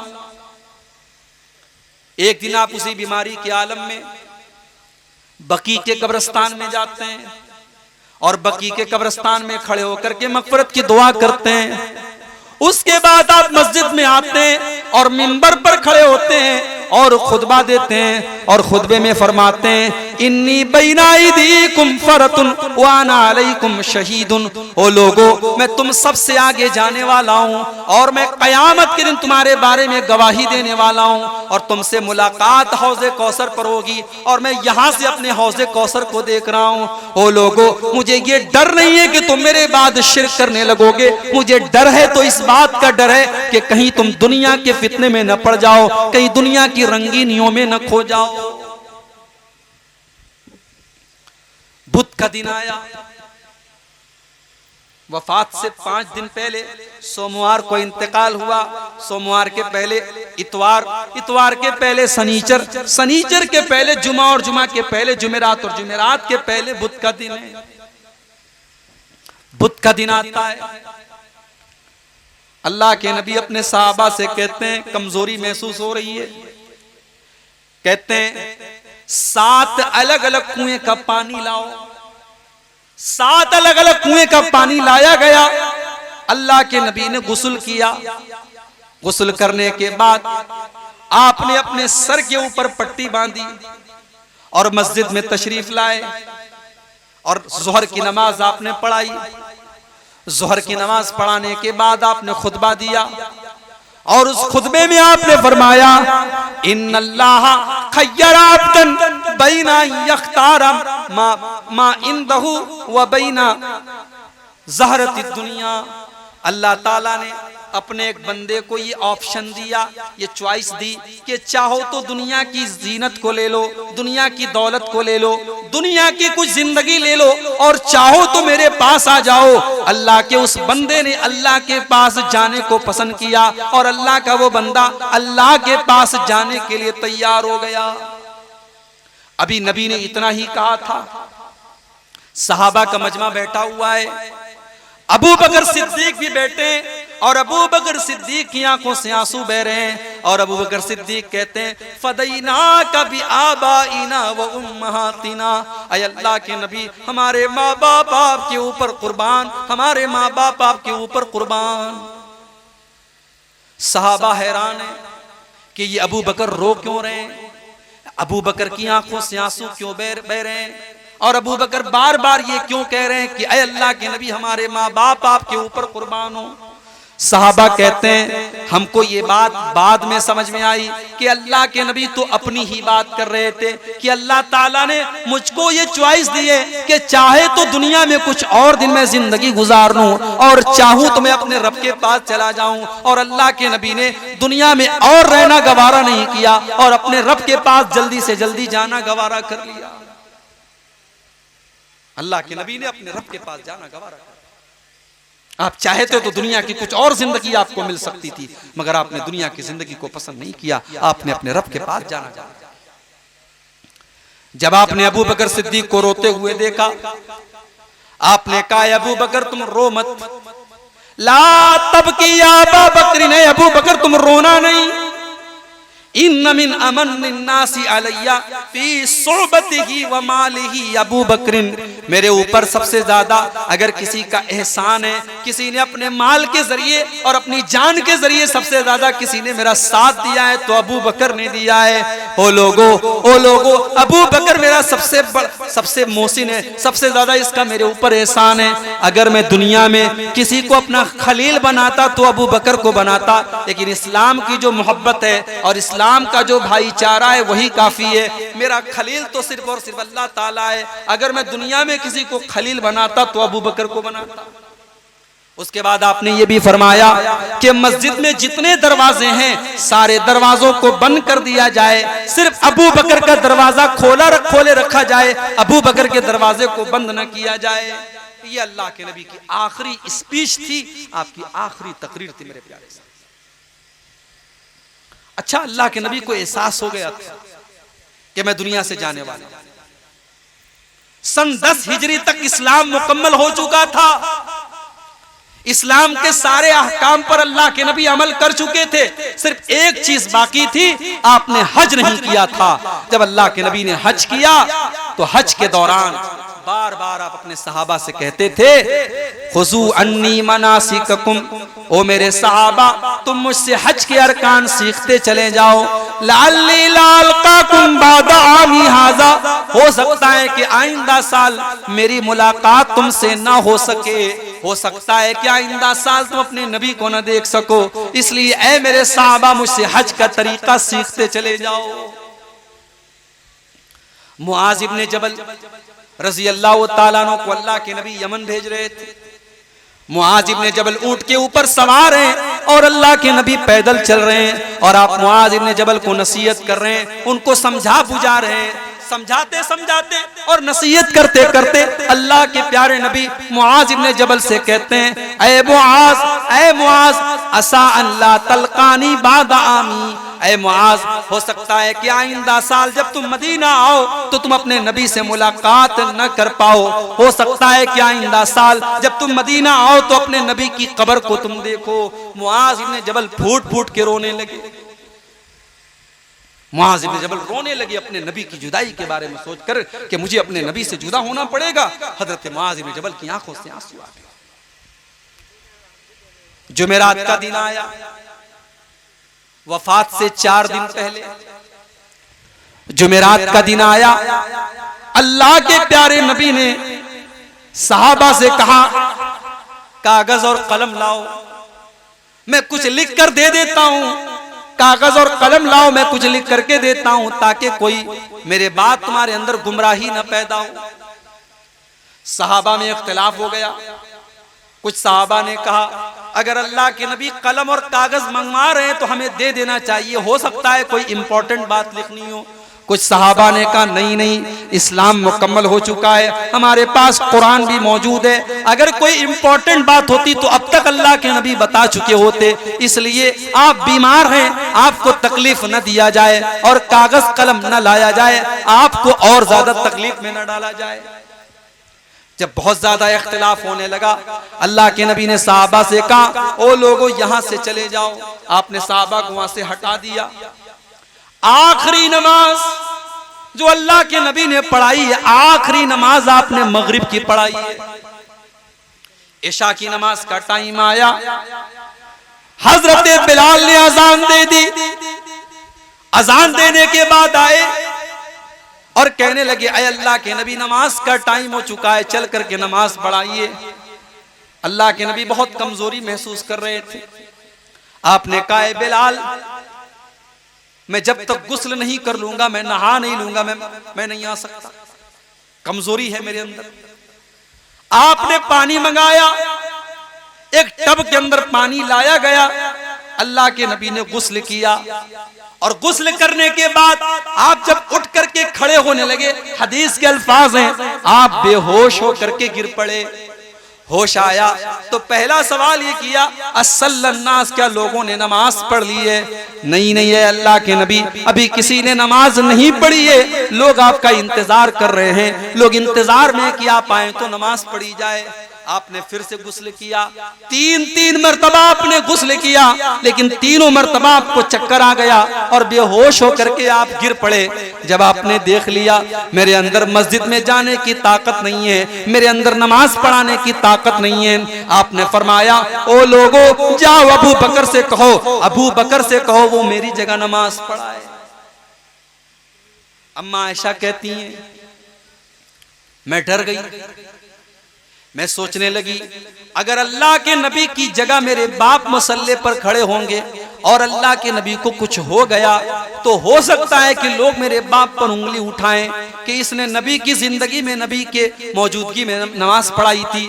तो मैंने बहाना करने की कोशिश की, मैंने कहा अल्लाह के नबी मेरे बाप से नमाज न पढ़वाइए, मेरे वालिद बड़े कमजोर दिल के हैं, मेरे वालिद हो सकता है कि नमाज में रो पड़े और अल्फाज उनकी जुबान से न निकले, अय अल्लाह के नबी किसी और को इमाम बना दीजिए। अल्लाह के प्यारे नबी ने फरमाया ऐ आयशा या बल्लाहु वल मोमिनूना इल्ला अबा बकरिन, अल्लाह ताला को और ईमान वालों को अबू बकर के अलावा कोई मंजूर ही नहीं है, नमाज अगर पढ़ाएंगे तो अबू बकर पढ़ाएंगे। अल्लाह के नबी की जिंदगी में 17 टाइम की नमाजें हजरत अबू बकर सिद्दीक ने पढ़ाई। जुमेरात के दिन इशा की नमाज से लेकर के फजर की, सोमवार के दिन फजर की नमाज तक 17 टाइम की नमाजें हजरत अबू बकर सिद्दीक ने अल्लाह के प्यारे नबी की जिंदगी में पढ़ाई है। मेरे प्यारे साहब, जुमा का दिन आया, अल्लाह के नबी कमजोर है, मस्जिद में आने की ताकत नहीं है। सनीचर का दिन आया, अल्लाह के नबी ने अम्मा आयशा से कहा आयशा मेरे पास एक सोने की डली थी, जरा देखो क्या वो सोने की डली मेरे पास है। अम्मा आयशा ने तलाश किया तो सोने की डली मिल गई। अल्लाह के नबी ने कहा अय आयशा मैं अपने रब से इस हाल में नहीं मिलना चाहता कि मेरे घर में सोना रखा हो, जाओ इस सोने को अल्लाह की राह में खर्च कर दो, इस सोने को गरीबों को दे दो, फकीरों को दे दो। हजरत आयशा ने उस सोने की डली को अल्लाह की राह में सदका कर दिया। कमजोर है आप, मरजुल मौत में है आप, मगर फिक्र है कि मेरे घर में सोना चांदी नहीं होना चाहिए। सलाम उस पर जो उम्मत के लिए रातों को रोता था, सलाम उस पर जो फर्शे खाक पर जाड़े में सोता था, सलाम उस पर के टूटा बोरिया जिसका बिछौना था, सलाम उस पर के जिसके घर में चांदी थी न सोना था। ओ लोगो, ओ नबी से मोहब्बत कदम भरने वालों, ओ नबी को चाहने वालों, तुम तो दुनिया की दौलत के पीछे भागे चले जा रहे हो। तुम्हारे नबी ने तो दुनिया की दौलत से अपना कोई ताल्लुक नहीं जोड़ा। तुम्हारे नबी ने अपने आखिरी टाइम में अपने घर में रखे हुए सोने को अल्लाह की राह में सदका कर दिया, और जब तक वो सोना सदका नहीं कर दिया तब तक अल्लाह के नबी को चैन नहीं मिला। उसी बीमारी के आलम में जब आप महसूस कर रहे थे मेरा आखिरी टाइम है, बार बार चादर को ओढ़ रहे थे, फेंक रहे थे, ओढ़ रहे थे, फेंक रहे थे, उसी बेकरारी के आलम में, उसी बेचैनी के आलम में आपने फरमाया लानल्लाहुल यहूद वन नसारा इत्तखज़ू कुबूर अंबियाइहिम मसाजिद। अल्लाह की लानत हो यहूदियों के ऊपर और अल्लाह की लानत हो ईसाइयों के ऊपर। उन्होंने अपने नबियों की कब्रों पर मस्जिद बना ली, उन्होंने मस्जिद पर कब्र बना ली। न कब्र पर मस्जिद बनाना जायज है, न मस्जिद पर कब्र बनाना जायज। इस्लाम के अंदर कब्र और मस्जिद को अलग अलग रखा गया है। ना तो आप मस्जिद के ऊपर कब्र बना सकते हैं, न कब्र के ऊपर मस्जिद बना सकते हैं। चूंकि अल्लाह के नबी को एहसास था कि मेरा इंतकाल होने वाला है, मेरा आखिरी टाइम है, हो सकता है मेरी कब्र के ऊपर भी लोग इस तरीके का काम करने की कोशिश करें। इसलिए अल्लाह के नबी ने अपनी उम्मत को खबरदार किया कि लानत है अल्लाह की यहूद और नसारा के ऊपर, उन्होंने अपने नबियों की कब्रों को मस्जिद बना लिया। लेकिन मेरे भाइयों, ये उम्मत इतनी बदनसीब है कि अपने नबी की आखिरी वसीयत को भूल गई। और आज भारत का कोई शहर ऐसा नहीं है और भारत का कोई ऐसा स्टेट नहीं है जहां किसी अल्लाह के नेक बंदे की कब्र पर आज सजदा न हो रहा हो, वहां सर न झुकाया जा रहा हो। कितने ऐसे दरगाह और कब्र है जहां लाल काले पीले धागे बांधे जाते हैं, सर झुकाए जाते हैं, औरतें वहां जाती हैं, बेपर्दगी होती है, बेहयाई होती है, शिर्क होता है, बिदात होती है। मेरे प्यारे साथियों, इस उम्मत ने अपने नबी की आखिरी वसीयत का ख्याल भी नहीं रखा। और आगे बढ़िए, इतवार का दिन आया, इंतकाल से एक दिन पहले। आज भी अल्लाह के नबी की तबीयत बहुत खराब है, कमजोरी से आप उठ भी नहीं पा रहे हैं, मस्जिद में जा नहीं पा रहे हैं, अपने बिस्तर पर लेटे हुए हैं आपकी जुबान, आपके होंठ हिलने की, ऐसा लगा कि आपके होंठ हिल रहे हैं, आपकी जुबान चल रही है। उम्मे हबीबा कहती है, मैंने कान लगा करके सुना कि देखूं अल्लाह के नबी क्या कह रहे हैं, आखिरी टाइम है, अल्लाह के नबी क्या फरमा रहे हैं। कहती है, जब मैंने कान लगा के सुना तो अल्लाह के नबी कह रहे थे, अस्सलाता अस्सलाता व मा मलकत ईमानुकुम, ओ लोगो तुम नमाज की पाबंदी करो, ओ लोगो तुम नमाज का ख्याल करो, ओ लोगो तुम नमाज को बर्बाद ना करो। आखिरी टाइम में अल्लाह के नबी को नमाज की फिक्र है। आज उम्मत को नबी से इतना प्यार है और नबी से इतनी मोहब्बत है कि नबी के नाम पर सड़कों को जाम किया जा रहा है और ढोल ताशे बजाए जा रहे हैं, लेकिन नमाज, पांचों टाइम की नमाज में आप मस्जिद में जाके देख लें, फजर की नमाज में कितने लोग रहते हैं, आप अपने मोहल्ले की मस्जिद में देख ले, अपने गांव की मस्जिद में देख ले। मेरे प्यारे साथियों, अल्लाह के नबी की आखिरी वसीयत थी नमाज के बारे में, लेकिन उम्मत को आज नमाज का होश नहीं। और हम कहते हैं कि साहब हिंदुस्तान में ये हो रहा है, वो हो रहा है, और फला की सरकार है, और फला की सरकार है, और फला जुल्म कर रहा है, और फला जुल्म कर रहा है। अम्मा ऐशा फरमाती है कि अल्लाह के नबी के ऊपर जब भी कोई परेशानी आती थी, अल्लाह के नबी नमाज में खड़े हो जाते थे। जंग के मैदान में भी आपने नमाज पढ़ी है, नमाज आपने कभी नहीं छोड़ी है।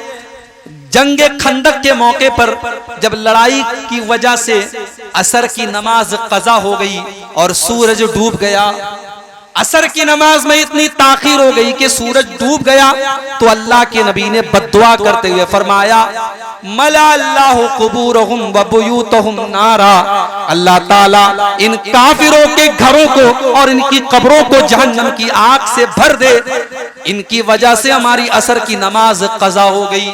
मेरे प्यारे साथियों, अल्लाह के नबी को नमाज से इतनी मोहब्बत थी, आप कहा करते थे, जो इलत कुर्रतु ऐनी फिस्सलाह, ओ लोगों मेरी आंखों की ठंडक नमाज है। नबी को नमाज से इतनी मोहब्बत थी, आखिरी टाइम में नमाज की वसीयत करके जा रहे हैं, मगर उम्मत अपने नबी की इस आखिरी वसीयत को भी भूल गई। और क्या फरमाया आपने, वमा मलकत ईमानुकुम, और ऐ लोगों अपने गुलाम और लौंडियों का ख्याल रखना। उस जमाने में समाज का कमजोर तबका था गुलाम और लौंडी, उसको बहुत दबाया जाता था, बहुत कुचला जाता था। अल्लाह के नबी ने फरमाया, ओ लोगों अपने गुलामों और लौंडियों का ख्याल करना। आज गुलामों का दौर नहीं है, आज लौंडियों का दौर नहीं है, लेकिन आपके घर में अगर नौकर चाकर हैं और आपके अंडर में काम करने वाले मुलाजिम हैं, वर्कर्स हैं, तो वहां पर यह हदीस अप्लाई हो जाएगी और वहां पर इस हदीस को आप सेट कर लीजिए।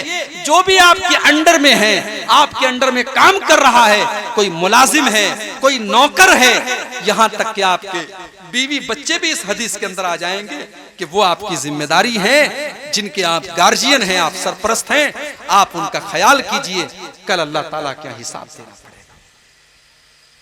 आज हमारे नौजवान लड़के और लड़कियां क्या कर रहे हैं मेरे भाई, मुझे सब खबर है, सारे हालात पर मेरी नजर है।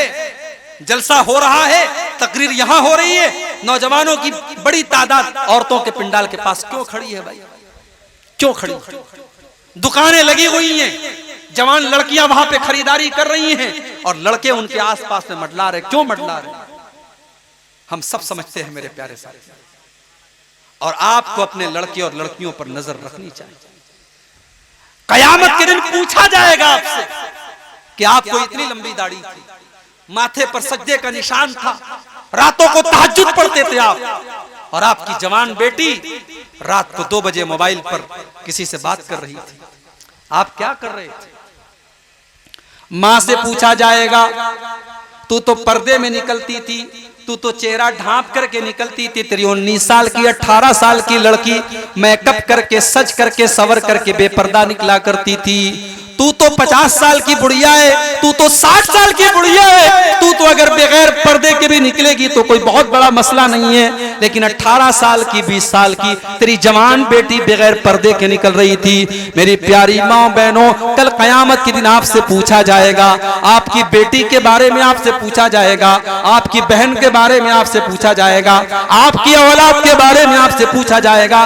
अल्लाह कुरान में कहता है, या अय्युहल्लज़ीना आमनू अनफुसकुम व अहलीकुम नारा, ऐ ईमान वालों अपने आप को और अपने घर वालों को जहन्नम की आग से बचाओ। मेरे नबी ने अपने आखिरी टाइम में वसीयत की कि अपने मातहतों का ख्याल रखो। जो तुम्हारे मातहत हैं, तुम्हारे बीवी है, तुम्हारे बच्चे हैं, तुम्हारे नौकर चाकर हैं, तुम उनका ख्याल करो। वो तुम्हारे गर्दन पर अल्लाह ताला की बहुत बड़ी जिम्मेदारी है, अल्लाह ताला की तरफ से, तुम उनका ख्याल करो। कयामत के दिन तुमको उनका हिसाब देना पड़ेगा। सोमवार का दिन आया, अल्लाह के नबी की जिंदगी का आखिरी दिन है, फजर की नमाज का टाइम है।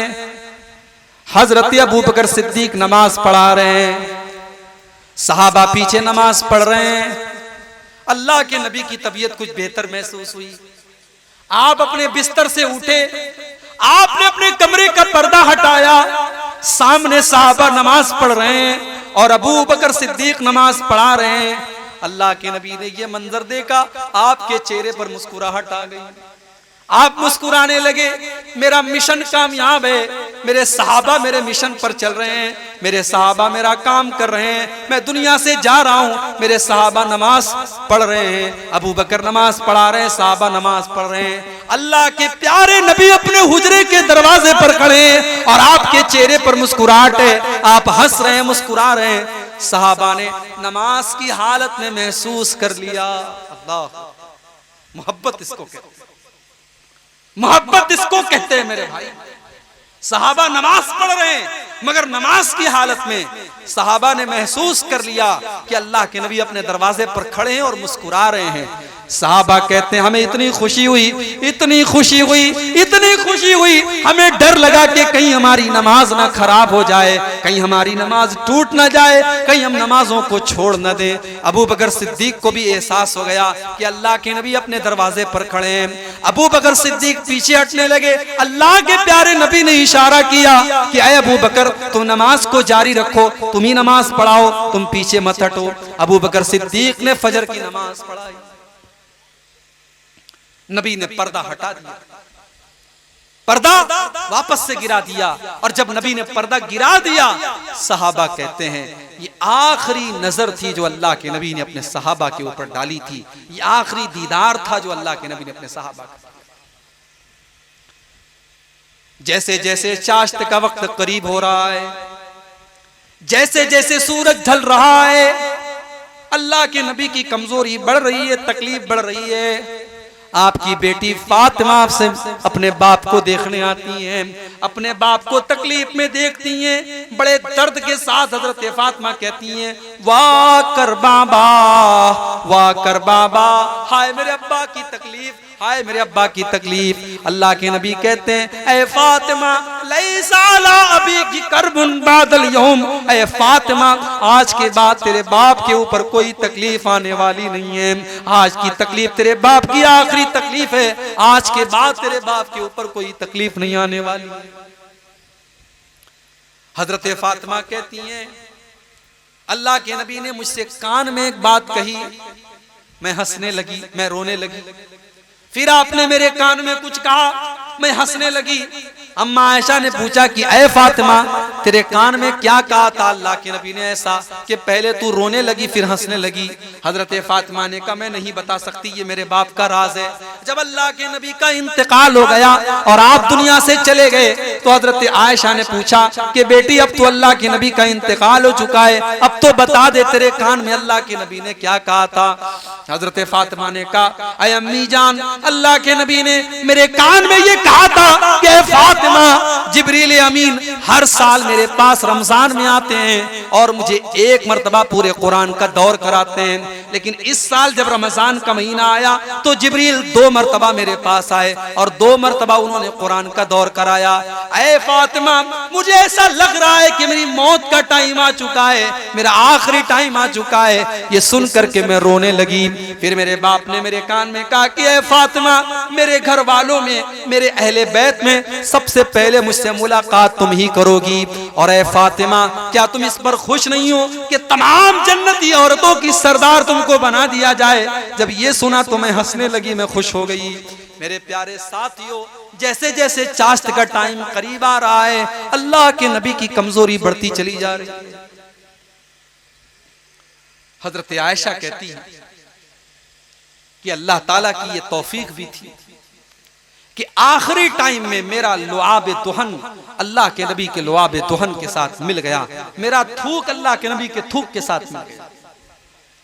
अम्मा आयशा फरमाती हैं, जब अल्लाह के नबी की वफात का दिन था, सोमवार का दिन था, आखिरी दिन था, मेरे भाई अब्दुर्रहमान आते हैं, वो मिसवाक कर रहे थे, वो मिसवाक कर रहे थे। अल्लाह के नबी ने मिसवाक को देखा, आपने इरादा जाहिर किया कि आयशा मैं भी मिसवाक करना चाहता हूँ। अम्मा आयशा फरमाती हैं, मैंने अपने भाई से मिसवाक को लिया और अपने दांतों से मैंने मिसवाक को नरम किया, अपने दांतों से मैंने मिसवाक को नरम किया और फिर मैंने वो मिसवाक अल्लाह के नबी के हाथ में दे दी। और अल्लाह के नबी ने इतने अच्छे तरीके से मिसवाक की जैसे सेहत और तंदुरुस्ती की हालत में आप किया करते थे, उसी तरीके से आपने मिसवाक की। इससे उलमा ने एक मसला निकाला है कि अगर इंसान को ये एहसास हो कि मेरा आखिरी टाइम है तो आखिरी टाइम मिसवाक करना चाहिए, ताकि अल्लाह के पास साफ मुंह लेकर के इंसान जाए। आखिरी टाइम में मिसवाक करना भी अल्लाह के नबी की एक सुन्नत है। मिसवाक किया आपने। अम्मा आयशा फरमाती हैं कि मेरा लुआबे दुहन अल्लाह के नबी के लुआबे दुहन के साथ मिल गया। और जब अल्लाह के नबी दुनिया से गए तो मेरी गोद में सर रखे हुए थे, मेरे पहलू पर आप सर रखे हुए थे, मेरी गोद में आप लेटे हुए थे और उसी हालत में अल्लाह के नबी का इंतकाल हुआ था। थोड़ी देर के बाद हजरत आयशा कहती हैं, अल्लाह के प्यारे नबी बेचैन हो गए। आपके बगल में एक प्याले में पानी रखा हुआ था, आप बार बार उस प्याले में हाथ डालते और अपने चेहरे पर आप पानी डालते और कहते ला इलाहा इल्लल्लाह इन्ना लिल मौति सकरात, अल्लाह के सिवा कोई माबूद नहीं है, बेशक मौत की सख्तियां होती हैं, बेशक मौत की सख्तियां होती हैं। अम्मा आयशा फरमाती हैं कि पहले मैं मौत की सख्ती को पसंद नहीं करती थी, पहले मैं मौत की सख्ती को बुरा समझती थी, लेकिन जब मैंने अपने नबी के ऊपर मौत की सख्तियों को देखा, मैं समझ गई कि मौत की सख्ती तो किसी के ऊपर भी आ सकती है। मैं उसके बाद कभी भी मैं मौत की सख्ती को नापसंद नहीं करती थी। अल्लाह के प्यारे नबी ने भी मौत की सख्ती को महसूस किया। मेरे प्यारे साथी, अब बार बार अपने चेहरे पर पानी डाल रहे थे और कह रहे थे ला इलाहा इल्लल्लाह इन्ना लिल मौति सकरात, बेशक मौत की सख्तियां होती हैं। फिर आपने आसमान की तरफ अपने दोनों हाथ उठाए और आपने फरमाया मअल्लज़ीना अनअमता अलैहिम मिनन नबिय्यीन वस्सिद्दीकीन वश्शुहदाई वस्सालिहीन। ऐ अल्लाह, तू मुझे उन लोगों के साथ शामिल फरमा दे जिन पर तूने इनाम किया है। तू मुझे अपने नबियों के साथ शामिल कर दे, अपने सिद्दीकीन बंदों के साथ शामिल कर दे, अपने शुहदा के साथ शामिल कर दे, अपने सालिहीन के साथ तू मुझे शामिल कर दे। इतना कहा अल्लाह के नबी ने और उसके बाद आपकी जुबान पर ये अल्फाज थे अल्लाहुम्मा अलहिकनी बिर्रफीकिल आला, अल्लाहुम्मा अलहिकनी बिर्रफीकिल आला, अल्लाहुम्मा अलहिकनी बिर्रफीकिल आला। ऐ अल्लाह, तू मुझे अपने रफीक आला के पास बुला ले। ऐ अल्लाह, तू अपने नेक बंदों के साथ मुझे शामिल फरमा दे। ये कहते हुए अल्लाह के नबी के हाथ धीरे धीरे नीचे आते चले गए और आपके बदन से आपकी रूह निकल गई। इन्ना लिल्लाहि व इन्ना इलैहि। ये सोमवार का दिन था, ये 12 रबीउल अव्वल की तारीख थी। उम्मत की तारीख में इससे ज्यादा गम का कोई दिन नहीं था, इससे ज्यादा अफसोस का कोई दिन नहीं था। हजरत फातिमा अपने बाप की मौत का ये मंजर अपनी आंखों से देख रही हैं और कहती हैं, या अबता मन जन्नतुल फिरदौसी मावा अजाब रब्बन दा इला जिब्रील नना। ऐ मेरे अब्बा जान, आपने अपने रब की दावत को कबूल कर लिया, आप अपने रब के पास चले गए, आपका ठिकाना तो जन्नतुल फिरदौस है और हम जिब्रील अमीन को आपकी मौत की खबर दे रहे हैं। हम जिब्रील को बता रहे हैं कि ऐ जिब्रील, अब तुम्हारा दुनिया में आना बंद हो गया, अब तुम किसके पास आओगे, अब तो अल्लाह के नबी दुनिया से जा चुके हैं। ऐ जिब्रील, हम तुमको अल्लाह के नबी की मौत की खबर दे रहे हैं, अल्लाह के नबी की वफात की खबर। सहाबा के लिए बर्दाश्त के बाहर थी मेरे प्यारे से, सहाबा के लिए बर्दाश्त के बाहर थी। हजरत अनस कहते हैं, जिस दिन अल्लाह के प्यारे नबी मदीना आए, अज़ा मिन्हा कुल्लु शै, मदीना की हर चीज रोशन हो गई। और जिस दिन अल्लाह के नबी दुनिया से तशरीफ ले गए, आपका इंतकाल हुआ, उस दिन मदीना की हर चीज अंधेरी हो गई, हर चीज तारीक हो गई, हर चीज काली पड़ गई। उसी वफात के मौके पर जब अल्लाह के नबी की वफात हुई, हजरत उमर फारूक ने कहा कि ये गलत बात है, अल्लाह के नबी की वफात नहीं हुई है।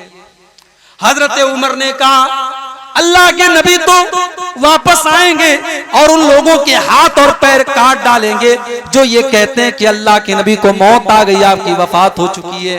यानी हजरत उमर का दिमाग ये मानने को तैयार ही नहीं है कि अल्लाह के नबी को मौत आ सकती है, आपकी वफात हो सकती है। मगर उस मौके पर अगर किसी ने बहादुरी का सबूत दिया, हिम्मत का सबूत दिया, जुर्अत का सबूत दिया, तो अबू बकर सिद्दीक रजी अल्लाह ताला। जब अबू बकर सिद्दीक को पता चला अल्लाह के प्यारे नबी की वफात की खबर मिली, बुखारी के अल्फाज हैं, अबू बकर सिद्दीक आए और आते ही सीधे अम्मा आयशा के कमरे में दाखिल हुए। अल्लाह के नबी की वफात हो चुकी है, आपकी डेड बॉडी मौजूद है, आपके बिस्तर पर आपको लिटाया गया है। हजरत अबू बकर ने अल्लाह के नबी की पेशानी को चूमा, आपके माथे को चूमा और रोते हुए कहा, बेअबी अंत व उम्मी, मेरे माँ बाप आपके ऊपर कुर्बान हो जाएं, लन यजमा अल्लाहु अलैका मौततैनि अबदा। आए अल्लाह के नबी, अल्लाह ताला आपको दो मौत नहीं देगा, एक मौत सबको आती है, वो आपको आ चुकी है, अब दूसरी कोई मौत आपको आने वाली नहीं है। उसके बाद हजरत अबू बकर सिद्दीक मस्जिद में आए, मस्जिद में सहाबा का मजमा लगा हुआ है, उमर फारूक बड़े गुस्से में खड़े हैं।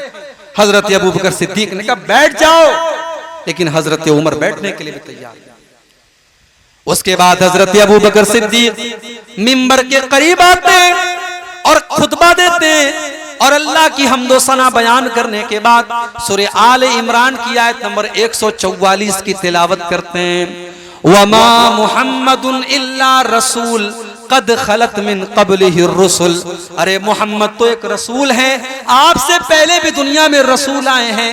अफ़इम्माता औ कुतिला, अगर आपको मौत आ जाए या आप कत्ल कर दिए जाएं, इनक़लबतुम अला आक़ाबिकुम, तो क्या तुम अपनी एड़ियों के बल पलट जाओगे। वमन यनक़लिब अला अक़ीबैहि, और जो अपनी एड़ियों के बल पलट जाए, फ़लन यज़ुर्रल्लाह शैया, वो अल्लाह का कुछ भी नहीं बिगाड़ सकता।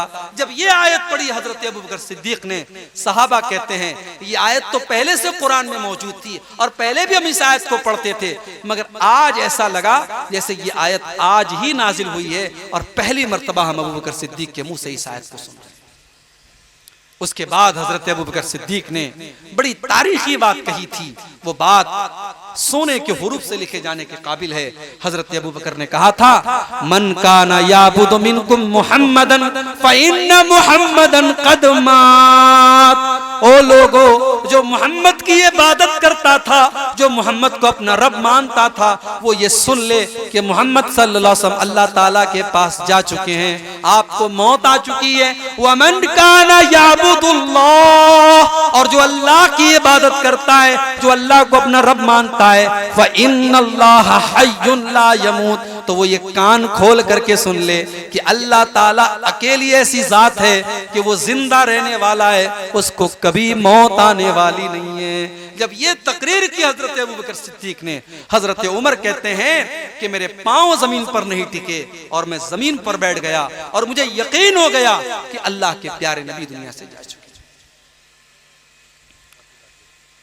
सोमवार के दिन आपका इंतकाल और बुध के दिन आपको दफन किया गया। आपको जब गुस्ल दिया जाने लगा, हजरत अली भी थे गुस्ल देने वालों में, उसामा बिन जैद भी थे गुस्ल देने वालों में, आपके अहले बैत और आपके घर के ही लोग आपको गुस्ल दे रहे थे। लेकिन सहाबा कंफ्यूज थे कि आपको कैसे गुस्ल दें, आपके बदन से कपड़ा उतारे तो कैसे उतारे। आसमान से आवाज आई कि अपने नबी के बदन से कपड़े मत उतारो, उसी हालत में आपके ऊपर पानी डालो। चुनांचे कपड़ों समेत आपको गुस्ल दिया गया और 3 सूती चादरों में आपको कफनाया गया। आपकी जनाजे की नमाज किसी ने जमात बना करके नहीं पढ़ी, किसी ने इमाम के पीछे नहीं पढ़ी, एक एक करके लोग आते चले गए और नमाज पढ़ पढ़ के जाते चले गए। पहले मर्दों ने नमाज पढ़ी, उसके बाद औरतों ने नमाज पढ़ी, उसके बाद बच्चों ने नमाज पढ़ी। आपकी जनाजे की नमाज जमात के साथ नहीं पढ़ी गई।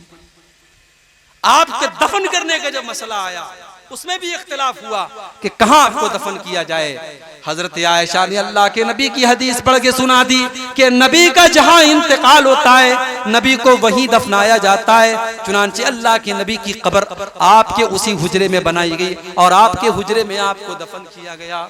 ओ लोगों, नबी की पैदाइश का जश्न मनाने वालों, नबी की वफात का तस्करा भी कभी याद कर लिया करो। इसी रबीउल अव्वल के महीने की 12 तारीख को अल्लाह के नबी की वफात का ये दर्दनाक वाकया भी पेश आया। मेरे प्यारे साथियों, नबी की वफात में भी हमारे लिए इबरत के बहुत सारे पहलू हैं। आज मोहब्बत रसूल इस लफ्ज को हमने बदनाम कर दिया। मोहब्बत तो बड़ा पाकीज़ा लफ्ज है मेरे भाई। मोहब्बत के लफ्ज की कदर करो, नबी से सच्ची मोहब्बत करो, और जिसको नबी से सच्ची मोहब्बत होगी वो नबी की सुन्नतों से मोहब्बत करेगा, नबी के तरीके से मोहब्बत करेगा। वो दीन में नया काम नहीं निकालेगा, वो बिदअत नहीं निकालेगा। याद करो अल्लाह के नबी का वो खुतबा, बहुत मशहूर हदीस है, आपने कई बार सुनी होगी। इरबाज इब्न सारिया कहते हैं अल्लाह के प्यारे नबी ने खुतबा दिया और ऐसा खुतबा दिया कि आंखों से आंसू बह पड़े और दिल गमगीन हो गए।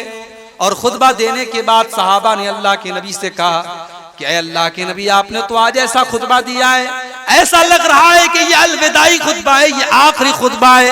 ऐ अल्लाह के नबी, इस मौके पर आप कुछ नसीहत कर दीजिए। अल्लाह के नबी ने फरमाया, ओ लोगो उसीकुम बितक़वल्लाह, मैं तुमको अल्लाह ताला से डरने की वसीयत करता हूँ। हर हाल में अल्लाह से डरते रहना। वस्समी वत्ताअत, और अपने अमीर की इताअत करना, अपने अमीर की बात मानना। कोई हबशी गुलाम भी तुम्हारा अमीर बना दिया जाए, तुम अपने अमीर की इताअत करना। व इन्नहु मन यइश मिनकुम बादी फसयरा इख्तिलाफन कसीरा, और जो मेरे बाद जिंदा रहेगा वो बहुत इख्तिलाफ देखेगा। आज इख्तिलाफ मौजूद है मेरे प्यारे साथियों। कोई जुलूस निकालता है, कोई नहीं निकालता है, कोई नारा लगाता है, कोई नहीं लगाता है। नबी ने फरमाया था मेरे बाद बहुत इख्तिलाफ देखोगे। इख्तिलाफ होगा, लेकिन इख्तिलाफ के टाइम करना क्या है, नबी ने करने का काम बताया। आपने फरमाया इन्नहु मन यइश मिनकुम बादी फसयरा इख्तिलाफन कसीरा, जो मेरे बाद जिंदा रहेगा वो बहुत इख्तिलाफ देखेगा। फअलैकुम बिसुन्नती व सुन्नतिल खुलफाइर राशिदीन अल महदीयीन, तो जब इख्तिलाफ आ जाए तो मेरे तरीके पर चलना और मेरे खुलफाए राशिदीन के तरीके पर चलना, मेरे सहाबा के तरीके पर चलना।